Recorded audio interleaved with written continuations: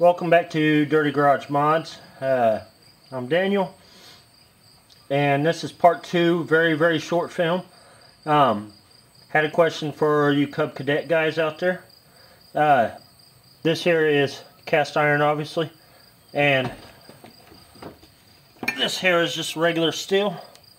It don't weld too good on there. No matter what I said, that I've done better beads than that in the past, and it's just ridiculous. So anyways, what I need to know is, can you weld to this stuff correctly? I have a Lincoln electric welder, just a standard welder, Procore 100, and I need to know, I mean, I've had the speed set on about 2, and the temperature set on B. So anyways, leave your comments down below and give me your opinion.